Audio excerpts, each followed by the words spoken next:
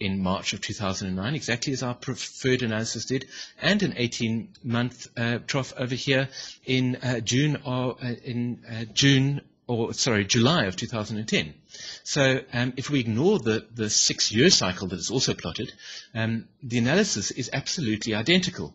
But the analysis with this 6-year cycle explains something that has been worrying, perhaps I should say, who've been using Hurst cyclic theory, that if the 4-year, let me enable the whiteboard so that I can make some more marks on my screen. If the 4-year cycle troughed over here, and then troughed again over here in 2007, there is that trough in price. That is a typical straddled trough. You see how insignificant that trough looks relative to other troughs near to it. What has bothered many people is that if this trough in March of 2009 was a trough of only the 18-month cycle, then why does it appear so prominent?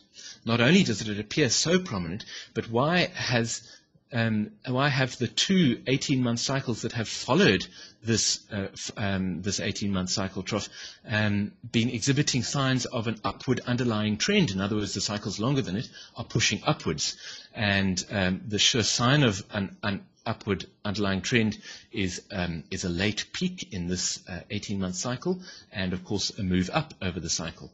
And this second 18-month cycle, I think, is proving to be, in fact, a fairly balanced, if I can dare to draw down to there, indicating prices are going below 10,000, which I think they are. It's indicating a shape of a balanced 18-month cycle.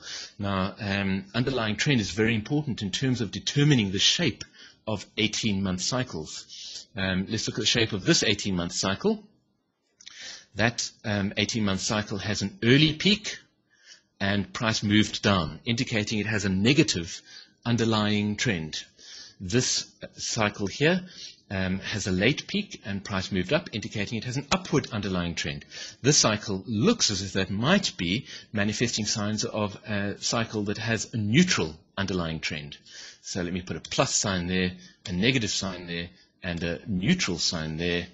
And so now, if we ignore the 6-year cycle and look at the 54-month cycle, then in fact the 54-month cycle was climbing over here. That's a great advantage of these semicircles.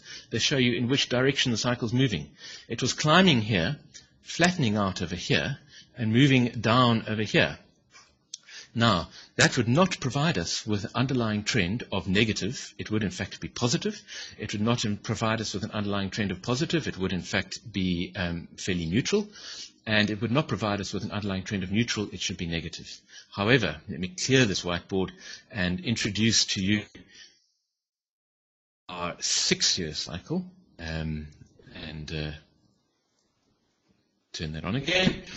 Here is the 6-year cycle that the software has found, and you'll see the 6-year cycle was rising there, leveling out and coming down hard, which is a possible explanation for why the underlying trend of this 18-month cycle is so strongly down.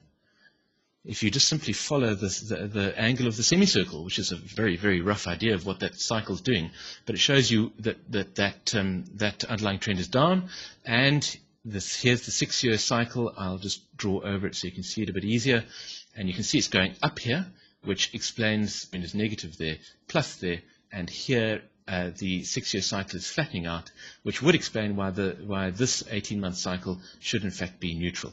I think there's a really interesting case for a cycle at play here, and I'm following this analysis with great interest. Yet again, this analysis does not say much different in terms of our trading. So again, how robust is the theory? It is very robust. You can see the 40-day cycle. It was projecting a trough happening somewhere around about here, and it's projecting a rise from there up into an area just below 1300, about 1285, I think, 1285. So again, it's a very robust theory. Even if you believe there's a 6-year cycle, you're possibly making the same trades that somebody who believes there isn't doing, because the cycles are really speaking very clearly at the moment. Let's have a look at some more questions. What are the blue boxes on the chart? Let me see, Mark, I might be referring to the FLD projection.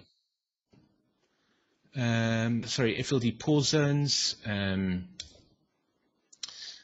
If you're talking about these blue boxes, these are FLD pattern projections. An FLD pattern projection is the software's way of taking all of the analysis information, which is really hard to digest. This analysis information is really quite hard to digest. And even if you read the text commentary that the software produces, which summarizes the analysis, here it is here, you can see the text commentary is really quite long. And one of the issues with approaching analysis is you want to make it simple and really easy to understand. It takes all the analysis. You don't really have to worry about the details, and it simplifies them for you into two boxes. This is where it thinks the price is going for each particular cycle. But perhaps you're speaking about the other boxes, the FLD pause zones. The FLD pause zones, let's see if I can find some. There we go. They're not really very clear. There they are. There. That's it. Okay, you can see those blue boxes there. Those are FLD pause zones. You will know that Hurst cyclic theory talks about the usefulness of FLDs, future lines of demarcation, and one of the applications of FLDs is the use of multiple FLDs, where multiple FLDs interact. Let's plot lots of FLDs, and we'll create what one of the early beta testers called a bird's nest chart. There we go. We've got everything, everything on the screen now. All the FLDs. What's really important is the pattern that these FLDs form. Now, what Sentient Trader does is it looks at the patterns that they form, and where there are messy cycles, FLDs overlapping each other, it creates what's called an FLD pause zone. Because according to the way in which one applies FLDs, if price gets into that zone, it will be crossing the FLDs of multiple cycles at the same time, which means that multiple cycles will be producing conflicting and contrasting projections up and down and sideways and all over the place. The result is that price doesn't know which way to go because it's not simple and clear. And the result is that price will often tend to pause in that area. So you'll notice here we've got a pause zone over here, and we've got one over here round about the 1281 level. It's no surprise that that FLD pause zone is at the exact center of the let me put that on again. That pause zone, the level is at exactly the center of our target zone, because pause zones often form targets. So Sentient Trader has absorbed this pause zone information and has included it in generating this target. And its extended target to also include this pause zone, because if price breaks through a pause zone, then it indicates the price will often continue an equal distance beyond it, and it'll then get trapped in the next pause zone. What price tends to do is it travels along until it finds an FLD, and then it jumps through it. When it jumps through that FLD, that creates a projection. And often that projection will carry price beyond the next FLD. When it jumps through that next FLD, it creates a new projection, and so it keeps going until it hits a pause zone, which by definition is where it will pause, because it doesn't know which way to go. It's got cycles moving in all kinds of different directions. So you can look at this on your chart. You can get really detailed about it. You can, in fact, look at this projection information in great detail. If you've got nothing better to do with your time, you can look here and you can see outstanding FLD projections. You can see there was a refined projection created on the 27th of May, projecting a price fall of 360 points all the way down to 864 points. This projection target was reached and exceeded. This is way back in 2008. Okay, because we've got a whole very long list of projections, but we can come forward and look at some of the more recent ones. The current FLD pattern projection You can read this at your leisure. I don't think I need to read it to you. You can see price has fallen past 13 bars in a downward FLD pattern. It's possible the first sequence has already been fulfilled. You can get really complicated with it. Sentient Trader does a lot of very complicated analysis. You can get complicated about it. You can read all about it. If you don't want to get complicated, then you don't plot your FLDs so that you don't get overwhelmed by that, and you pop up the FLD pattern projection boxes, and that's really all you need to know. Okay, right. As a matter of interest, Mark, we have had several people contact support saying, "How do I get rid of those blue boxes? I don't like them.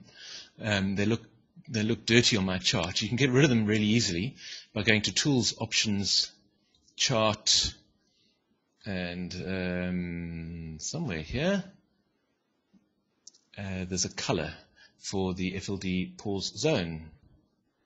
And if you change the color of the FLD pause zone to the color of the background of your chart, then you will hide it and you won't ever see it again. There we go. Pause zones. Pause zones. If you change that color, I've got it set as a very dark blue at the moment, but I could change it to black and then they would disappear. Okay, if you don't want to do them. I have another question. R. Lavie. Box projecting next peak is pretty large, so you need to expect uptrend, but in terms of target, yeah, okay. Let me explain that. That is something that often happens. Is that the projection up is really large. That often happens because when Sentient Trader steps through the FLDs as they are playing out, its initial projection box considers pretty much all possible price paths that really might be taken. You'll notice that it's still presenting this box over here. That's because in the back of its mind, as it were, if Sentient Trader had a mind, in the back of its mind, it's saying to itself, this looks like price has satisfied that, but I haven't seen any concrete evidence yet. Over time, we'll talk about what provides concrete evidence, but basically FLDs and VTLs provide concrete evidence. So when price crosses a VTL, that's concrete evidence, and you can see that price has not yet crossed a VTL that would provide concrete evidence. So because it doesn't have concrete evidence, it's saying that trough has probably occurred, but might not have. So one of the possible price paths that it considers when generating this upward projection box is that, in fact, price is going to come down again, really form the trough over here, and then up. The result is you get quite a large projection box. But the midpoint of that projection box is used for trading purposes. So the exact midpoint you can see visually is sort of right over here. That's the midpoint of it. But there's a possibility that price could be satisfied, could satisfy the peak somewhere else in that box. As a sort of a rule of thumb, if you're looking at this and you're performing your trading manually, then it's probably a really good idea, if you've got a big projection box like this, not to do anything. It often happens after volatility in the market. You can see there's been a lot of volatility. The market's moved really strongly. Often after volatility in the market, you get really big projection boxes because Sentient Trader is saying, wow, this market's capable of really moving, and so it could move really fast. So the projection box gets really big. As a sort of a rule of thumb, well, I now pretty much take all the orders that Sentient Trader provides, but if you're starting out with Sentient Trader and you're testing it out, ignore trades that have very large projection boxes like this. What you'll find is that as the price